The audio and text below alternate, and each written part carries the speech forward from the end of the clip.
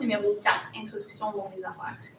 Vous avez 12 minutes pour la présentation. Je vais vous montrer le temps restant à l'aide de mes doigts aux 6, 4 et 2 minutes. Je vais faire le décompte des 10 dernières secondes avec mes doigts. Une période de questions d'une durée de 5 minutes chronométrée suivra.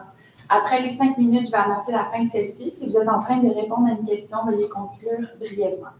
Vous ne devez en aucun temps dévoiler la provenance de votre cégep sous peine de disqualification immédiate. Veuillez s'il vous plaît rester dans la zone de caption vidéo. La caméra est juste reculer un petit peu si c'est possible. À tous les observateurs, le silence vous sera demandé tout au long de la présentation et de la période des questions. Si vous désirez applaudir, vous devrez attendre la fin de la période des questions.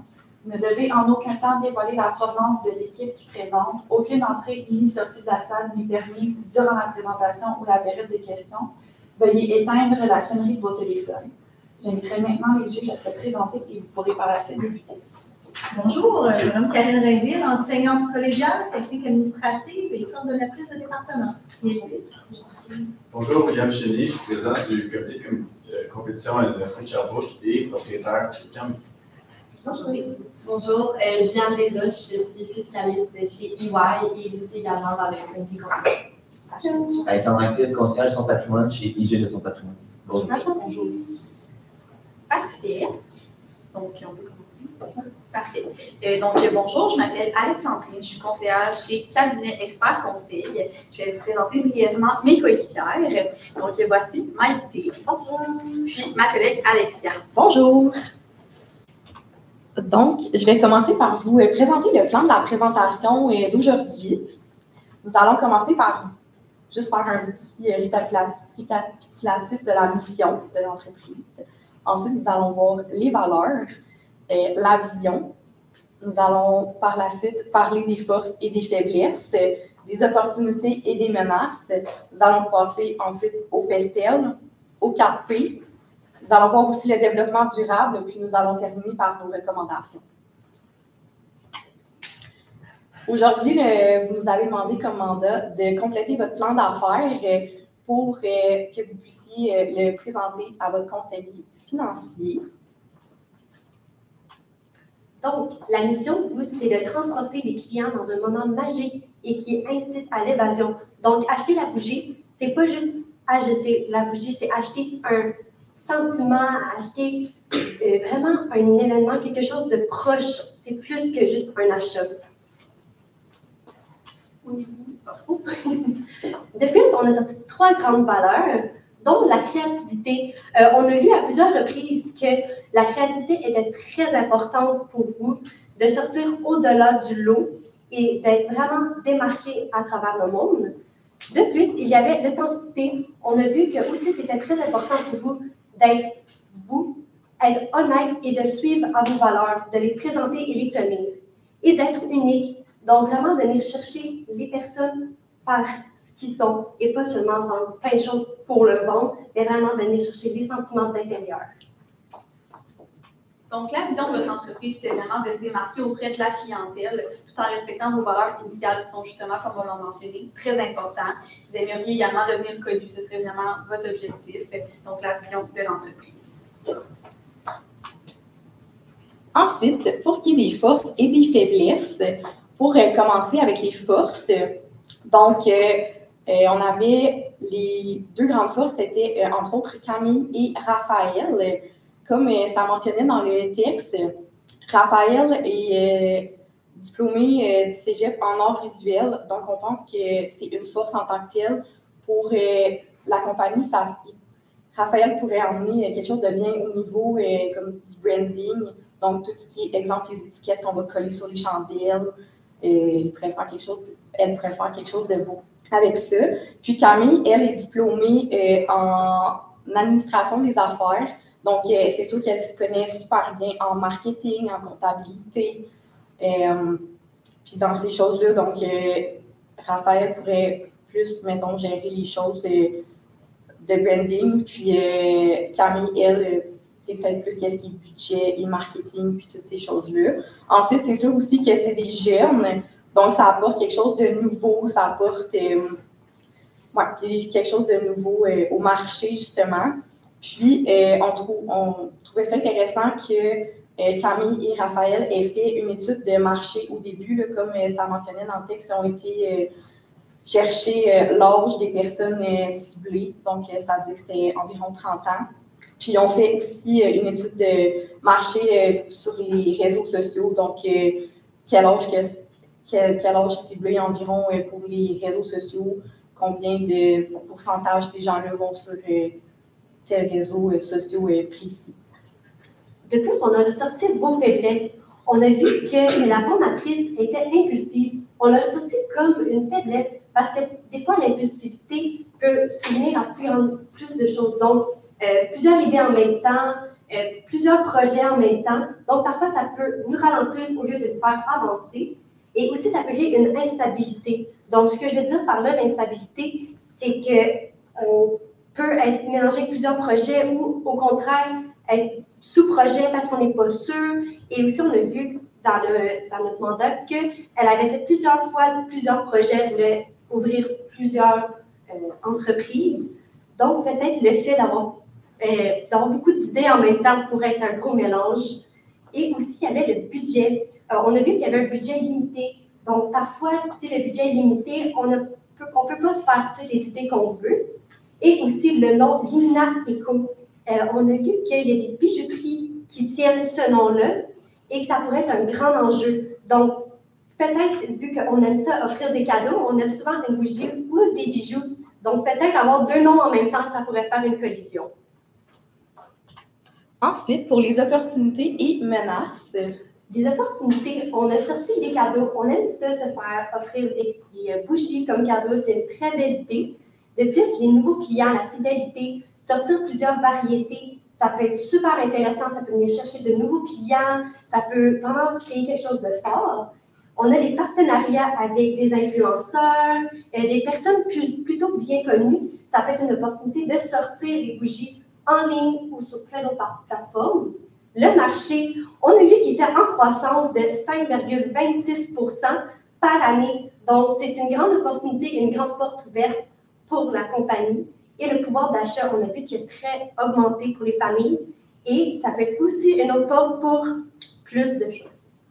Ensuite, pour les menaces, il y avait le coût des matériaux, là, donc tout ce qui est les charges d'exploitation. C'est sûr que pour faire des bougies artisanales, le coût est quand même élevé. Donc, ça, c'est sûr que ça peut être une menace. Puis, aussi, c'était mentionné que les matériaux étaient difficiles d'accès. Donc, ça aussi, c'est comme une menace. Ensuite, pour l'incertitude économique aussi, il y avait tout ce qui est le logement, puisque le budget est très limité. C'est sûr que devoir payer un logement à chaque mois, quand on est restreint dans le budget, c'est une menace.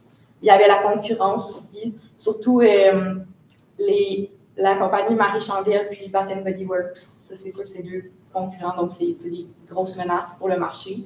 Puis, il y a 80% des standards de bon marché, puis 5 multinationales.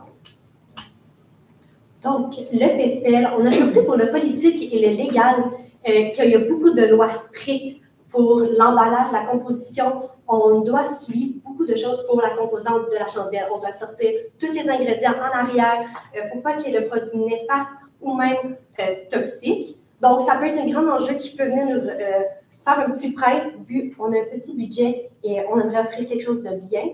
Ça coûte cher, donc c'est un grand enjeu pour nous. Donc, au niveau des variables économiques, c'est sûr qu'il y avait le pouvoir d'achat qu'on a mentionné. Donc, le revenu augmente à chaque année au niveau du salaire minimum et tout ça. Donc, la capacité d'achat et le budget peuvent être un petit peu plus grands. Sauf que, justement, on parlait d'une incertitude économique, surtout au Québec. Donc, au niveau des finances, il y a plusieurs coupures budgétaires qui peuvent être appliquées pour plusieurs familles. Fait que c'est sûr que ça aussi, c'est une menace, c'est un enjeu qui est important. Fait qu'on voulait vraiment sortir au niveau de l'environnement externe. Ensuite, pour ce qui est du socio-démographique, c'est que c'est au centre du Québec. Puis, qu'est-ce qui est niveau technologique? Il y a des nouvelles fabrications, dont le nouveau type de cire qui mentionnait au début. Et l'écologique, on a sorti que nous, on a vraiment des produits qu'on veut toucher le local, on veut encourager le Québec, on veut encourager aussi des produits qui sont pas exportés, on veut ça ici, et non chimiques et surtout naturels. Ça a été dit à plusieurs reprises. Dans le cas, on veut ça naturel. Donc, au niveau des quantités, donc, je vais vous expliquer ce qui nous a permis de déterminer donc, ce qui va baser vraiment votre plan d'affaires. Donc, premièrement, au niveau du prix, nous, on proposait un 15,99 la chandelle pour un 212 ml qui était le format le plus populaire, donc qui convient à la majorité de la clientèle. On a calculé un profit de 8,64 par bougie, ce qui donne quand même une marge assez profitable. Au niveau du produit, vous avez demandé de faire la distinction entre la cire d'abeille et la cire de soya, puis on mentionnait légèrement la nouvelle cire non polluante. Donc, nous, on vous suggère la cire d'abeille. Cependant, on vous recommanderait de faire un petit peu plus d'études par rapport à la nouvelle cire non polluante, puisque c'est un produit vraiment plus expérimenté qu'aucun compétiteur n'offre. Au niveau de la communication, on vous suggérait d'être plus présent au niveau de Facebook et Instagram, puisque c'est où est-ce que notre clientèle cible est le plus active. Puis au niveau des distributions, on avait vraiment plusieurs recommandations. Vous mettiez vraiment de l'avant que vous aimeriez créer une ambiance cosy pour votre clientèle. Donc, peut-être de vente dans les spas. Donc, mettrait vraiment de l'avant le côté cosy. Et également dans les pharmacies, donc même point, moi quand je suis malade, là, puis je vais à la pharmacie chercher mes médicaments, je passe toujours dans la rangée où est-ce qu'il y a des doudous, les pantoufles, fait que d'ajouter peut-être un présentoir avec nos bougies. Vos bougies artisanales. Même chose, les librairies locales, on voyait que notre compétiteur Baton Rouge avait innové à ce niveau-là, mais plus aux États-Unis, et puis dans des grandes librairies, là, comme par exemple, on avait en tête de Renaud-Bré ou ce genre de compagnie. Puis des pop-up. Donc, des pop-up, c'est quoi? C'est vraiment des magasins éphémères. Donc, on peut aller dans plusieurs centres d'achat. Ça permettrait de faire connaître notre produit. Puis justement, là, notre clientèle va pouvoir sentir nos produits. Vraiment voir au niveau de notre branding, ça ressemble à quoi. Donc, voilà. Donc, les points importants à retenir, c'est que c'est une entreprise locale, éco-responsable aussi. C'est important de respecter les valeurs. Là, donc, l'entreprise aimerait respecter ses valeurs. Puis, rester créatif aussi, c'est un des points importants aussi qui était dans la mise pour les propriétaires de l'entreprise. Je rajouterais également que, justement, vous avez parlé beaucoup de votre originalité, que vous voulez vous démarquer, vraiment garder ça en tête, rester originaux, rester créatifs. Au niveau du développement durable, donc pensez à innover, explorer de nouvelles possibilités. Comme j'ai mentionné, là, le nouveau type de cire non polluante, ce serait vraiment là, super pertinent justement pour préserver la planète. Notre clientèle est justement dans la trentaine. Plus on diminue l'âge de notre clientèle, c'est plus important de prendre en compte les valeurs éco-responsables de notre clientèle, donc la nouvelle cire polluante. On avait aussi pensé, c'était vraiment pas mentionné, mais à utiliser des pots réutilisables. Donc nous, on utiliserait vraiment une technique de vente en présentiel puisque nos produits ont besoin d'être sentis, donc d'avoir une possibilité que les clients ramènent leur pot et qu'ils puissent donc réutiliser le pot et mettre la cire. Ça éviterait aussi des coûts de production un petit peu inutiles concernant l'achat de pots. C'est terminé. Parfait. Donc, merci à vous. Merci. Merci, mesdames.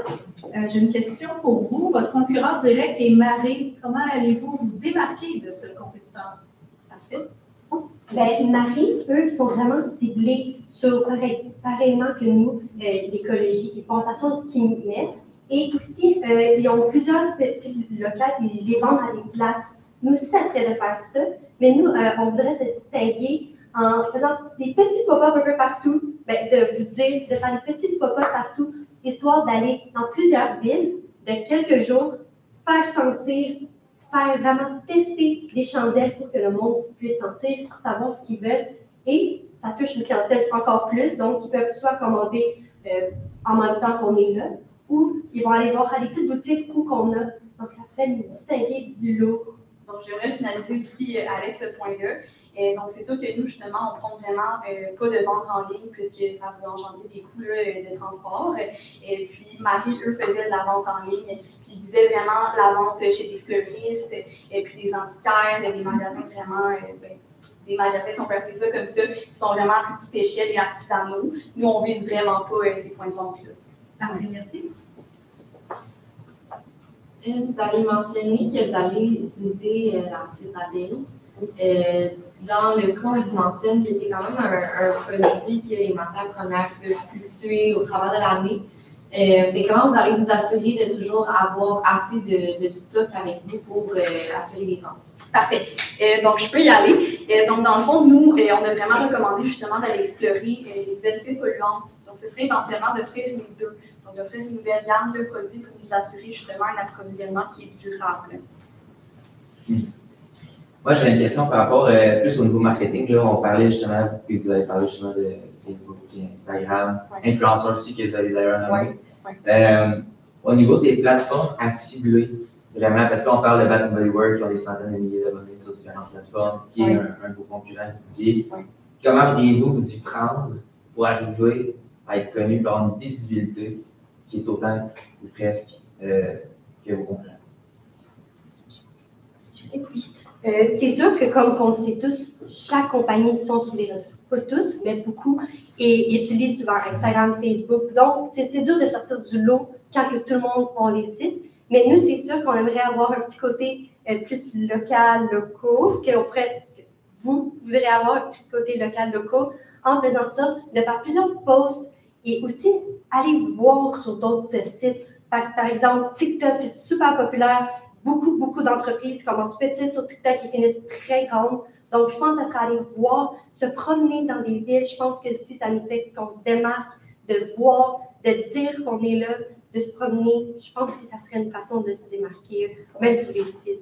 Pour poursuivre avec ce que ma collègue dit, justement, elle mentionnait de se promener de ville en ville. Donc, je crois aussi qu'il y a côté marketing pour évoluer, faire les pop-up, les boutiques éphémères, ça peut être bien. Là, les gens viennent voir.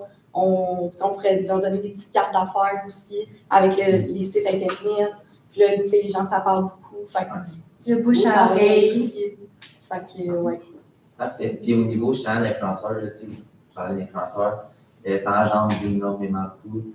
Comment pourriez-vous y prendre de base pour aller chez les influenceurs? En fait, c'est ça, ce serait de faire des partenariats, puis probablement d'offrir nos produits pour qu'ils puissent justement eux-mêmes les tester. C'est sûr qu'éventuellement, on aimerait justement investir dans notre compagnie et dans notre publicité. Là, c'est sûr que, comme on mentionnait, le budget est limité. Donc, déjà, la mise en place, commencer la production, ça engendre des coûts. Et ça va être vraiment plus tard au niveau du plan d'affaires. OK. Donc, je comprends bien, la rémunération des influenceurs se ferait via les produits et des partenariats. Oui. Il reste 50 secondes. OK. Vous avez parlé de plusieurs canaux de distribution là, sur la salle des 4P, Extra, pharmacie, librairie, pop-up. Si on avait un à y arriver, mettons, c'est terminé après la transformation juste deux. Fait que si on avait juste un qu'on mettrait notre énergie dessus, ça serait quoi selon vous? C'est une très bonne question. Les pop-up. Oui, les pop-up. Je suis d'accord. Oui. Ouais. Justement pour l'effet marketing.